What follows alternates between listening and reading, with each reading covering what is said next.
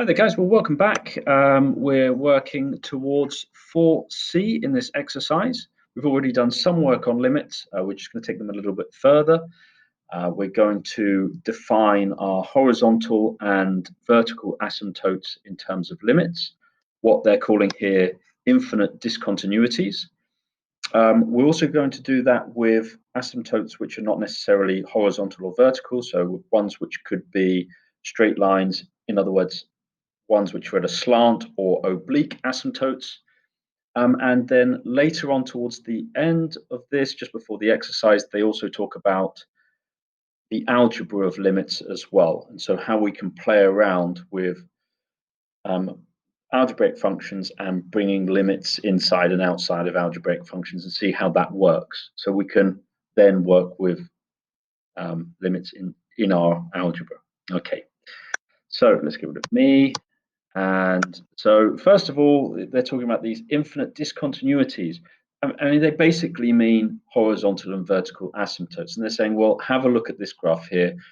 F of x is equal to 1 over x squared. And we can see here we're actually getting two infinite discontinuities. We're getting a vertical asymptote of x is equal to 0 and a horizontal asymptote of y is equal to 0. Okay. But then they're saying, let's define these things. So worth having a look at this one here. Okay, it's coming up with the same Greek definition here, which we mentioned earlier. Asymptotes means not falling together in Greek, apparently. Okay, so where previously we said, for the limit of x tending to a of this function of x being defined, in order for this to be defined as, I don't know, say your L, then this needs to be true for when we're coming in from the negative direction and when we're coming in from the positive direction as well towards A. Now that's not the case with vertical and horizontal asymptotes, because you can see that, for example, when we've got the function of 1 over x, so something like this, coordinate point 1, 1 there, you can see that as you're tending to, let's start on with like a blue line here, as you're tending to this vertical asymptote here, you can see that as you come into 0 from the left-hand side and as you come into 0 from the right-hand side, you're actually getting that asymptote tending to negative infinity or to positive infinity. Okay, now the asymptote still exists. It exists even if we were just tending to it, if we had 1 over x squared, it would still exist. So it doesn't need to go to positive infinity or negative infinity. It can go to either. Okay, so it doesn't matter that it matches up in this case. So you can go either, from the negative direction to this c, it can go to positive or negative infinity, and from the positive direction, it needs to go to positive or negative infinity as well. Okay, but it's one or the other. There's even an asymptote if, this does something strange over here and doesn't tend to that line, but it does tend to the line here. It's only tending to it on one side. It still exists as a vertical asymptote if we're tending towards it on one side. Okay, now the same is true for horizontal asymptotes as well. So the definition for that one is slightly different. So here we go. And this one is saying we're not tending to a particular point and getting out plus or minus infinity. We're tending to plus infinity, or we're tending to minus infinity there, plus infinity there, and we're getting the same answer. So that may be something like, I don't know. Again, we could get a function which is doing something like this. I don't know, like this. Let's do some sort of crazy thing here. Okay, and that's tending. Sorry, struggling on this one, and that's tending here to.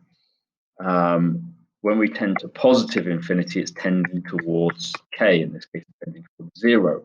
Okay, and now that would be an asymptote, even if it's doing something crazy on this side. So again, it's either or. It just has to be as we go to positive infinity or as we go to negative infinity. This is not saying as we come from one side, of infinity, or as we come from the other side of infinity. Of course, that doesn't really make sense. But this definition is perhaps a little easier. It's just saying that as we tend to negative infinity, then if it tends to k, so for example, if that tends towards something over here, there's our k. So, you know, that would be a valid and different horizontal asymptote to this one here. Okay, so there could be multiple horizontal asymptotes. In fact, there could be a maximum of 2. Right, okay.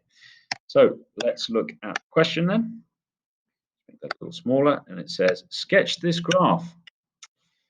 So sketch the graph of f of x is equal to x plus 2 over x plus 1, and state the equation of any asymptotes. Now, in order to sketch this graph, I wouldn't come up with a table of points for this and then come up with values, because you might miss in between 2 of those points. I don't know, say for example, if you chose -2 there and then 0, for example, you'll see that you'd miss this asymptote here as you're sketching the thing down. So I would deal with this in terms of the sketch by either going to your GDC, which is, I think, is what they're assuming here essentially, or I would use the techniques which we learned earlier on in the book with rational functions. So I would think my horizontal function comes from rearranging this. So my horizontal asymptote comes from rearranging this to get f minus 1 of x, and then thinking about what you can't put into that function. That was the way in which it was done earlier in the book. We'll actually deal with another way of doing this later on in this exercise when we come to the algebra of limits. But for the moment, that's the technique which you should know. Now, the vertical asymptote is actually really easy. You just need to set the denominator equal to 0. So we can definitely see when x is equal to -1, we're getting our vertical asymptote. That's our vertical asymptote. Now, that was just coming from setting the denominator equal to 0. Now, if we rearrange this thing to get the inverse function, so remember, inverse function is saying swap around your x and your y's. Okay, swap around the xy coordinate points if you like, and then rearrange to make y the subject. So again, we're getting x plus y plus 1 is equal to y plus 2. Multiply those out, we're getting xy plus x, y plus 2. Bring the y's together. We've got xy minus y is 2 minus x. And then factorize out the y, and that y ends up being f to the minus 1 of x. And then, I'm sorry, I'm skipping a couple of steps here just to be efficient. I'll make some mistakes as well, but when we're factorizing out y, we're getting out the factor of x minus 1. And by both sides, we'll get this. Now, we can see from this that when you substitute in 1, you're not going to be able to get your inverse function. In other words, when you're putting in 1 here, you can't go back to the line and find out the value which it came from. In other words, your horizontal asymptote here is y is equal to 1. Okay, so there's your y is y is equal to 1, and I know that it looks like x is equal to 1 there, but we just have to think about the inverse function is just telling us, sort of switching the axes around, calling this the x-axis now, but we now need to just think that we're really talking about y for a horizontal asymptote. Okay, so in order to sketch this, I would come up with, where does it cross the x-axis, where does it cross the y-axis, and we can do that easily by putting in x is equal to 0 to find out where it crosses the x-axis, the y-axis, and we can put in y is equal to 0 and solve this to find out where it's crossing the y-axis, the x-axis, sorry, getting it muddled up. But I mean, that's pretty straightforward. Look, if you set that equal to 0, the numerator has to equal to 0. So you can see x has to be equal to -2. There we go. There's our point there. Okay. So there we go. That's how we get the sketch. But I think the sketch is really relying on the GDC here. They're not talking about techniques of sketch. Okay, now it says state the equation of any asymptotes. Well, we've done that. We've done that by doing some working out. Okay, now they've used the definition here from the sketch. So that's why I think they're doing this the other way around. They're just saying I've used up my GDC, and then I'm looking to see what happens from my definitions of the asymptotes. I think that's kind of what they're meaning you to do, really. So they're saying as we tend to -1 from a negative direction, as we're coming in here, we're getting -infinity, and we can see that from our sketch. And as we're coming in to -1 from a positive direction, we're getting +infinity. And so we can see that we're getting a vertical asymptote in that case. Now, since it's either or, actually only one of them is sufficient to say that we actually have a vertical asymptote. In fact, once this is defined, then we have a vertical asymptote, whether this is true or not. Okay, and the horizontal asymptote here, saying horizontal asymptotes, the limit here as x tends to infinity is equal to 1, and we're just reading that off our graph. Now, really, we should check that there's not another horizontal asymptote by looking at x tending to -infinity here. And we can see that that's giving us the same height as well from the sketch of our graph, which comes from the GDC. Okay, giving us the height of 1. Okay, so there we go. That's that done. Now, there's a little investigation here, building up to what we're calling slant or oblique asymptotes, or you might call these lines which are skew, if you like, as well. So slant or oblique asymptotes are essentially one which look like this. Let's just zoom in for you here. Which ones which are going to look like this? Okay, so they're neither horizontal nor vertical, and you're going to have to identify these at times. Now, definition tells us essentially, steal this, okay, before we go to the examples. Okay, now the definition is telling us that, in fact, you're going to get an oblique asymptote if the degree of f is exactly one more of the degree of g. So there's our combination of rational functions. Now, we've not got linear rational functions in this case necessarily. We're just saying that our degree on the top needs to be degree 1 higher than the degree of the polynomial on the bottom. For example, if this is a quadratic, this needs to be a linear function. Okay, and I'm going to come into this in a little bit, but I just wanted to go into that. So let's look back at the book. And the example which they go through investigation for is this f of x equals x squared plus 2x plus 1 all over x, where x is not defined, where this function is not defined when x is equal to 0. So x is equal to 0 is taken out of that. Okay, so I've just copied this one in here, and we can see that we could simplify this to come up with x plus 2 plus 1 over x. Now, we can do that because x can't be equal to 0, because that's the way in which this function is defined. Now, we're thinking, well, what happens when x tends to infinity on this graph? Well, the limit of x, as x tends to infinity, of this function now of x plus 2 plus 1 over x. Well, I can see that this definitely becomes really small, but this becomes infinite. So that's a little bit of a problem there. But in fact, if you put in, say, for example, 100, you can see that this is going to become extremely small and extremely insignificant, and this function is going to become 100 plus 2. So in other words, this function, the x plus 2, the linear function, is going to dominate as this becomes more and more irrelevant. Okay, so in other words, this is going to kind of disappear, and although sure this tends towards infinity, you'll end up getting x plus 2 there, though of course you're going towards infinity. Now that one's not explained algebraically here at all, but again through the example it comes up with this graph.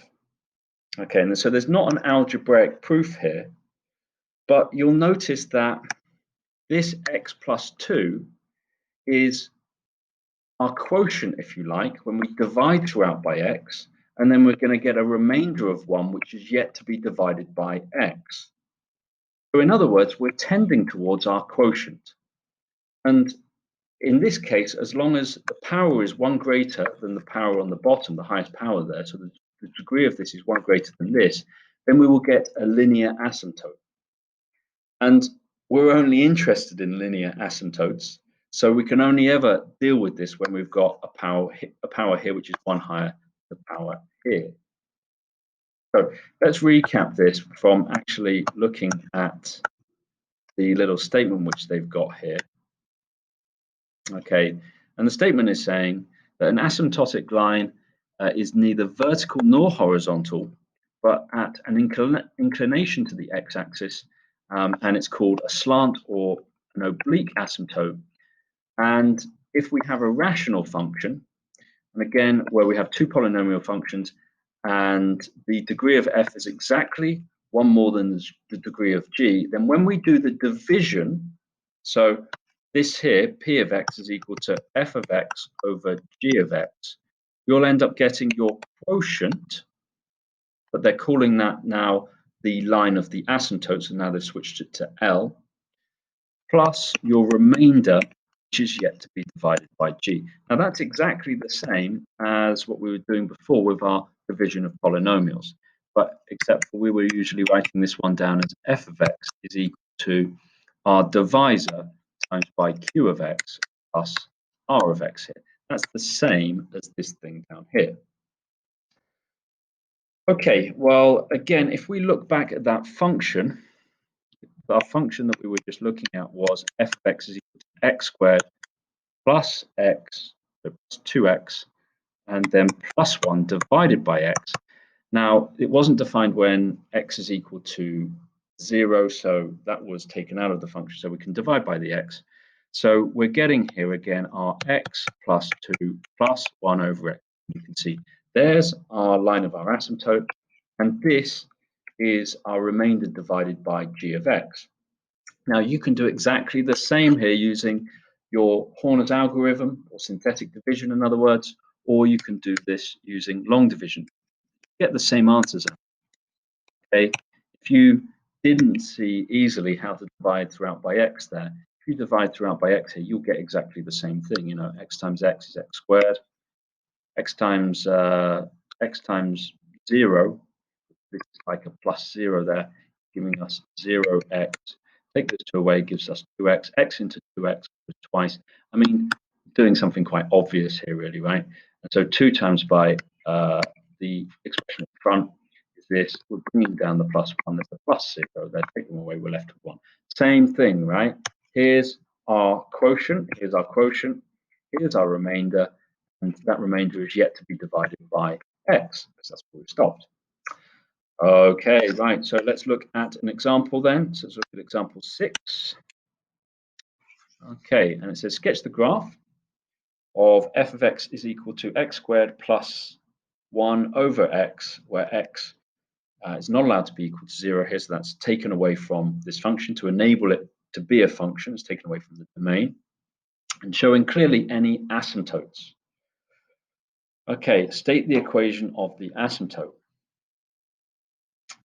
Okay, now I think that they're assuming you to do this by, again, this approach of using the GDC. They haven't said that you can't use a GDC or that you can use it, but I think they're assuming that you're doing this via a GDC. Now, they're expecting you to play around with the rule which they've just come up with. And the rule was saying, well, we need to divide our function by g of x to give us this, check it out in the rule, our p of x. P of x is our rational function. So in the definition, they're actually calling this p of x. But you should know f of x turned up in the division there, which they were just doing in that definition, as the numerator. Okay, so we've got to do our division here. So That's making this a little bit more complicated than it needs to be. When we do our division, x squared divided by x gives us x plus 1 over x. That's our function for x. Okay, now according to our definition, we have L of x plus our remainder of x divided by g of x, our divisor. And the definition of these slant or oblique asymptotes is simply that the quotient that we're left with is our line.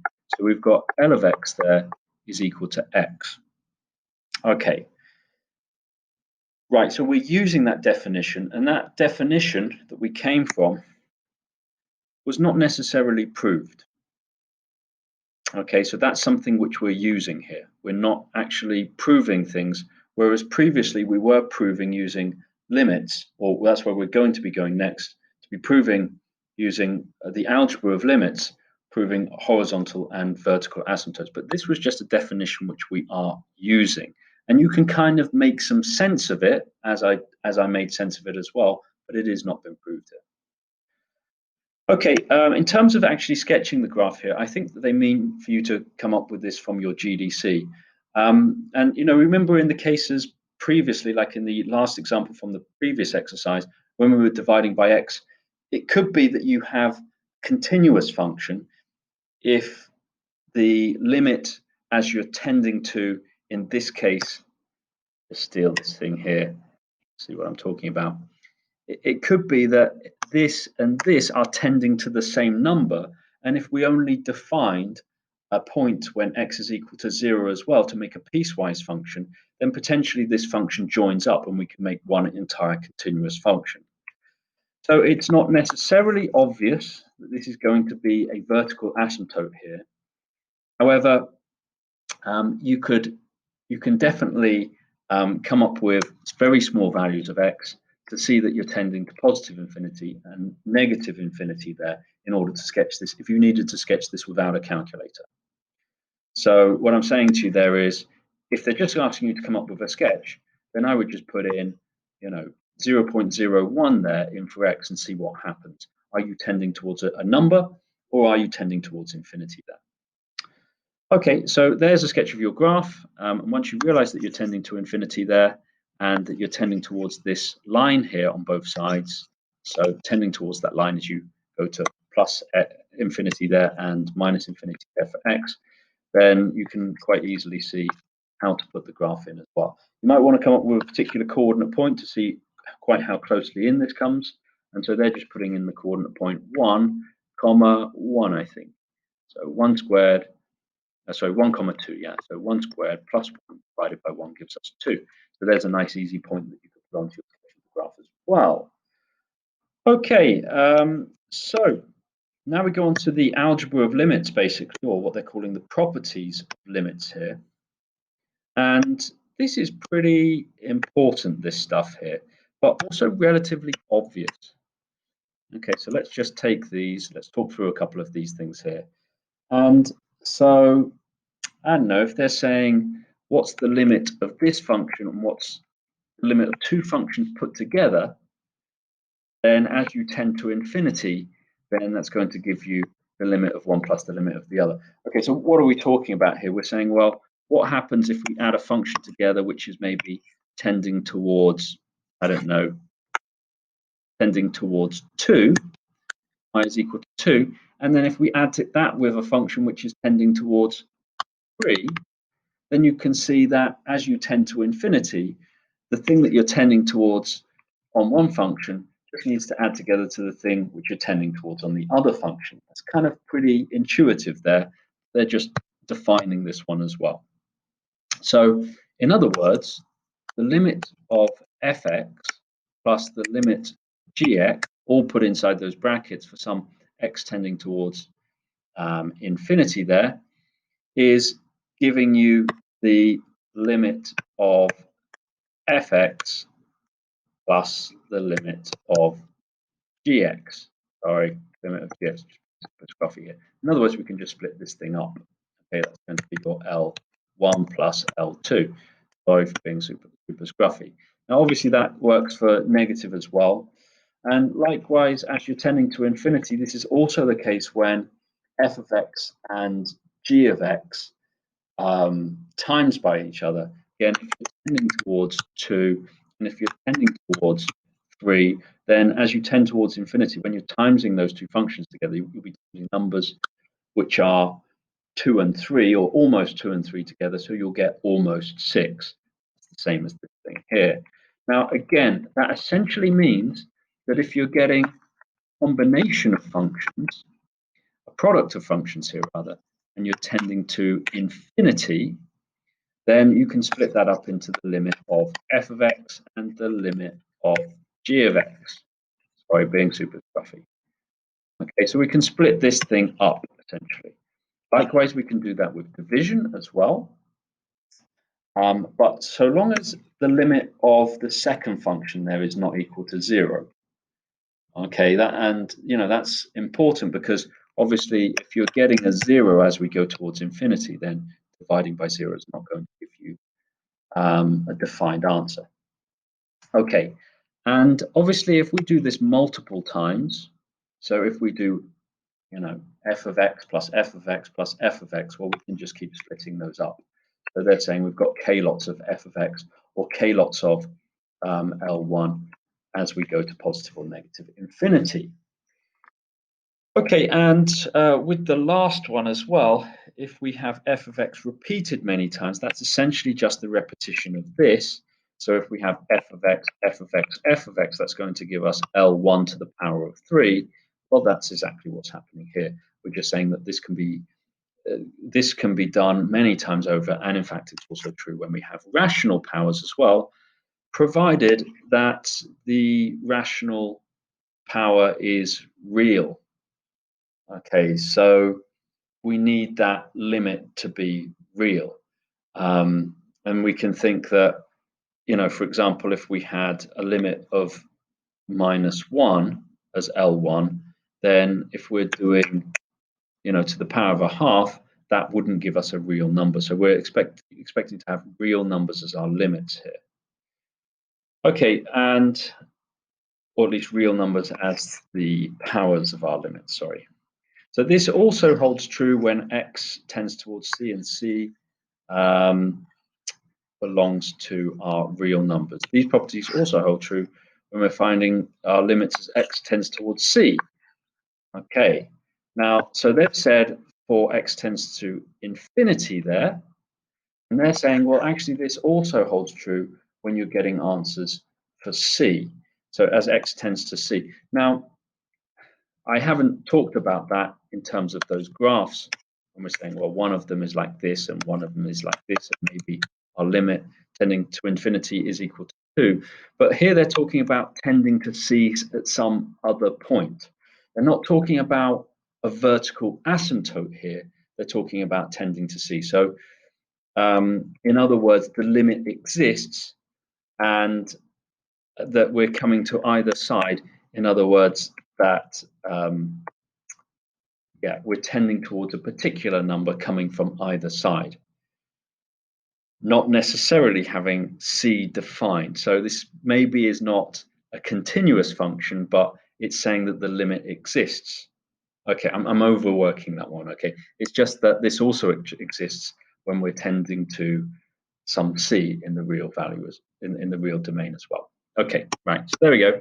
There's the properties of your limits. And so let's look at example 7.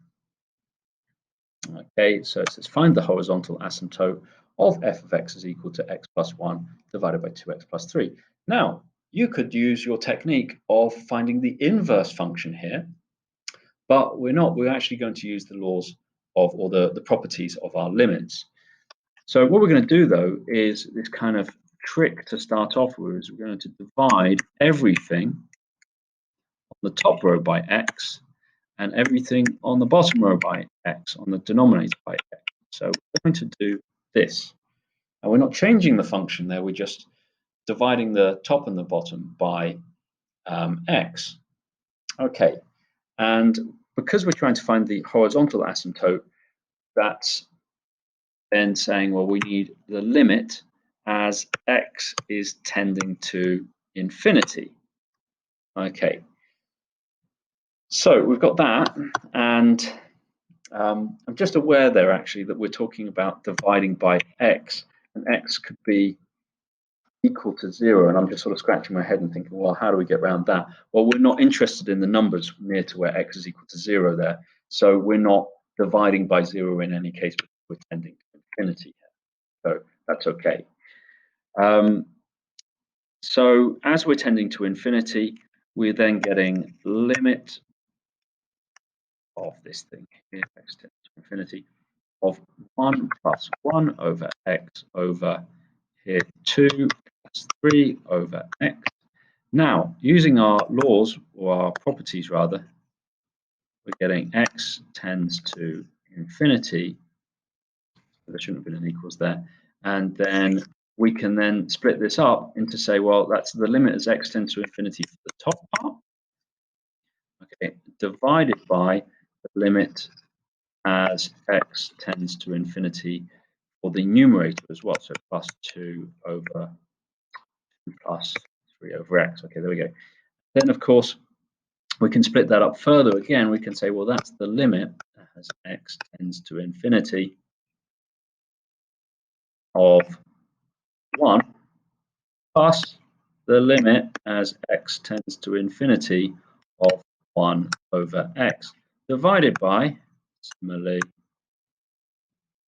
okay, x tends to infinity of 2 there plus the limit of x tends to, oh, I tell you what, let's take out the 3 plus the limit of x tending to infinity of 1 over x. There we go. Okay, now that is going to be equal to, obviously this doesn't depend on x, so this is just 1. We know the function of 1 over x, the reciprocal function, tends to 0, so we're getting a plus 0 out there. Then on the denominator, we see again we're getting a function which doesn't depend on x, it's always 2. Then this one is going to be equal to 0, so we're getting plus 3 times 0, so that's giving us a half. Okay, now that's a lot of working out, or that's a lot of writing out to be really formal about what we're doing there. But essentially, all we're doing is dividing the top and the bottom by x, and then we're really saying, well, look, this becomes 1 and this becomes 2. Okay, so that's all that's really going on there. Now, again, they've been really clear with all of their properties of limits which they're using. And again, in an exam situation, that really depends on what the question is saying. If it's saying, be clear on your use of properties of limits, then you're going to need to do lots of working out there. You can see that they haven't actually split up the limit of x tending to infinity of 3 over x, which is actually the fourth limit there, the fourth property of limits. So I've actually taken one step further and taking the 3 out here using the fourth property, which they haven't done. So it's a question really how much detail you want to go into. But to be honest, if I was doing the working out of this and I just wanted to know the answer, I'd say this is, well, I'd say my original function, there we go, is going to be the same as this function. And then I'd go straight to this answer over here because I know what my properties are. Okay, so that's a lot of working out to make it really explicit, but I would probably simply just go from original to this thing over here. Okay, and then to this answer here. Now, there is another way of thinking about this, and I know I mentioned this earlier on in one of the previous units when we were dealing with rational functions. Another way of thinking of this is quite simply to say, well, what happens when we're getting really large values of x when we're tending to x here? X is tending to infinity. You can see that infinity plus 1, or rather a million plus 1, makes the plus 1 much more irrelevant compared to the x number. And likewise, that's the same with the 3 compared to the 2x number. So you can see that informally, as x is tending to infinity, f of x is tending towards our function of x over 2x. In fact, because we've already got the tending towards there, we can actually say is equal to x over 2x. And then you could say that's equal to 1 over 2. But that's not very formal in the use of the properties of limits. So that's why I wouldn't do that approach. But it's essentially saying, well, just actually look at your two highest powers of x and ignore the other things because they're going to become more and more insignificant in our division here as x tends to positive infinity. And likewise, as x tends to negative infinity is there as well. Now, let's see if they've done that for x is tending to negative infinity. They haven't done that, but I think the same case applies for tending towards negative infinity as well. Okay, and there we go, we're confirming this graphically too. Okay, right, so there we go. Little note at the end says, as shown in example 7, when finding limits of rational algebraic expressions, it is often useful to divide by the numerator and denominator by the largest power of x. That's what we did. That was the trick here. We divided by x because the leading power was x in the denominator and the numerator. Okay, if we had the leading power being x squared, we'd divide throughout by x squared. Okay, well, there's another investigation here, which you can have a look at. And again, there's a lot of work going on there. And then you've got 4C, which is just 3 questions, but many parts to each of those questions as well. Okay, so good luck with these questions, and hopefully I'll see you for 4D.